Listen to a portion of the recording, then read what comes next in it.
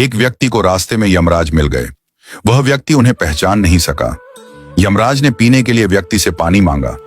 उस व्यक्ति ने बिना कोई प्रश्न किए झट से अपनी थैली से पानी निकाला और उन्हें दे दिया।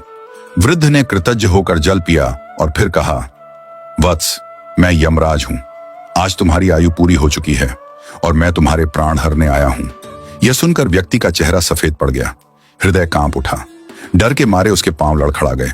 लेकिन यमराज बोले, डरो नहीं, क्योंकि तुमने मेरी प्यास बुझाई है। अतः मैं तुम्हें एक विशेष अवसर देना चाहता हूं, तुम्हारी किस्मत बदलने का मौका। उन्होंने एक डायरी उसके हाथ में थमाई और कहा, इस डायरी में जो तुम लिखोगे वही सच हो जाएगा। तुम्हारे पास ठीक 5 मिनट का समय है। जितना चाहे लिख लो, पर ध्यान रहे केवल 5 मिनट। इसके बाद समय समाप्त हो जाएगा और डायरी मेरे पास लौट आएगी। व्यक्ति का भय थोड़ा कम हुआ।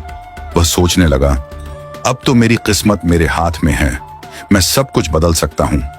उसने जल्दी जल्दी डायरी खोलनी शुरू की। पहला पृष्ठ देखा। वहां लिखा था, तुम्हारा पड़ोसी रामदीन कल लॉटरी जीतकर करोड़पति बनने वाला है। व्यक्ति को ईर्ष्या हुई। उसने लिखा, रामदीन की लॉटरी रद्द हो जाए, वह गरीब ही रहे।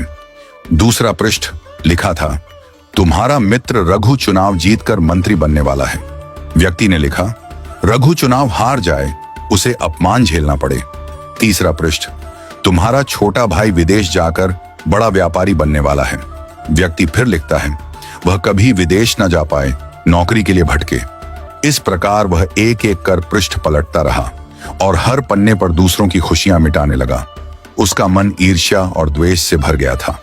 अंत में उसने डायरी का अंतिम पृष्ठ खोला। यह उसका अपना पृष्ठ था, जहां लिखा था, अब तुम अपने जीवन का भविष्य तय कर सकते हो। वह मुस्कुराया, पेन उठाया, लेकिन तभी एक ठंडी सी आवाज आई, वत्स, तुम्हारा 5 मिनट का समय समाप्त हो चुका है।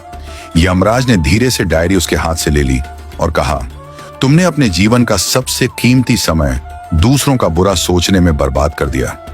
न स्वयं के लिए कुछ लिखा, न अपने जीवन को सुधारने की कोशिश की। यह अवसर तुम्हें ईश्वर ने दिया था, पर तुमने अपनी दुर्बुद्धि से उसे खो दिया। अब पछताने से कुछ नहीं होगा। व्यक्ति फूट फूट कर रोने लगा। हे यमराज, एक मौका और दीजिए, बस एक बार। यमराज शांत स्वर में बोले, वत्स, समय और अवसर दोनों यदि एक बार निकल जाएं, तो फिर लौट कर नहीं आते। यही सत्य है, यही धर्म है। और फिर यमराज अदृश्य हो गए। समय अनमोल है, इसे सोच समझकर उपयोग करो। ईर्ष्या और द्वेष जीवन को नष्ट कर देते हैं। यदि ईश्वर तुम्हें कोई शक्ति या अवसर देता है, तो उसका उपयोग अपने और दूसरों के कल्याण के लिए करो। दूसरों का बुरा चाहने से तुम्हारा भला नहीं होता। जो व्यक्ति अपने भाग्य को सुधारने की जगह दूसरों को गिराने में समय लगाता है, वह अंत में अपने हाथों अपनी ही हार लिख देता है। सच्चा मनुष्य वह है जो अवसर मिलते ही प्रकाश की ओर बढ़े, न कि अंधकार में दूसरों को ढकेलने लगे।